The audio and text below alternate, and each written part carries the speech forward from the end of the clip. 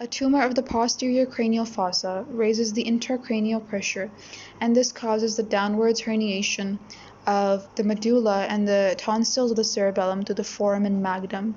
This injures the cranial nerves 9, 10, 11, and 12, and also produces symptoms of headache and neck stiffness. In this condition, it is dangerous to perform a lumbar puncture, as the withdrawal of CSF would result in further herniation. Similarly, the Arnold-Chiari malformation is the congenital herniation of both the medulla and the cerebellar tonsils through the foramen magnum into the vertebral canal.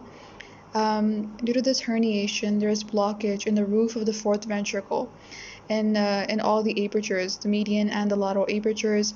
So this blocks the flow of CSF through these apertures and produces internal hydrocephalus. Lateral medullary syndrome is caused by a thrombosis of a branch from the posterior inferior cerebellar artery to the lateral side of the medulla. So it involves the lateral structures like the nucleus ambiguus, the spinal nucleus and spinal tract of the trigeminal nerve, the vestibular nuclei, the inferior cerebellar peduncle, and the lateral spinothalamic tract.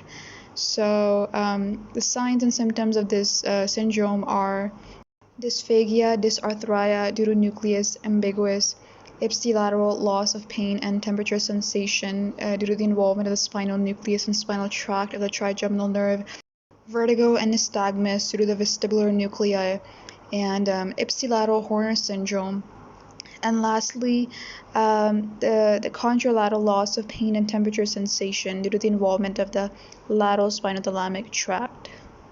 Medial medullary syndrome involves the thrombosis of the medullary branch from the vertebral artery, and it causes the necrosis of the medial structures from forwards to backwards. These include the pyramids, the medial meniscus, the hypoglossal nerve. So the features are contralateral hemiparesis due to the involvement of the pyramids, and the contralateral loss of proprioception, tactile discrimination due to the involvement of medial meniscus, and lastly, the ipsilateral paralysis of the muscles of the tongue and the deviation of the tongue towards the paralyzed side.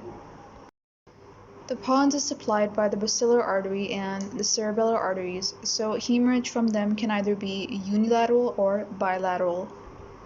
A unilateral hemorrhage could affect the facial nerve, the abducent nerve, the medial longitudinal fasciculus, and the cortical spinal fibers. So this would cause ipsilateral facial paralysis, loss of conjugate deviation of the eyeballs, and the contralateral hemiplegia. A bilateral hemorrhage can affect both facial nuclei, both cortical spinal tracts, and oculosympathetic fibers, so this would cause bilateral facial paralysis, bilateral paralysis of the limbs, pinpointed pupils, and the patient becomes poikilothermic, which means the hypothalamus is no longer able to regulate body temperature as it is cut off, as the heat regulating centers are cut off from the pons. The cerebral aqueduct can become blocked by a tumor of the midbrain or some other tumor which compresses the cerebral aqueduct, and this produces hydrocephalus. CSF accumulates in the lateral and third ventricles, and the symptoms are related to structures present within the midbrain, like the oculomotor and the trochlear nerve nuclei, along with cortical nuclear, cortical spinal tracts. All these structures are affected. In Weber's syndrome, there is occlusion of a branch from the posterior cerebral artery, and necrosis occurs in the region of the crus cerebri. So it affects the tracts within the crus cerebri as well as the oculomotor nerve. And the signs and symptoms produced are ipsilateral weakness of the eye muscles, ptosis, and dilation of the pupil. And due to the involvement of the cortical spinal fibers, there would be contralateral paralysis of the limbs.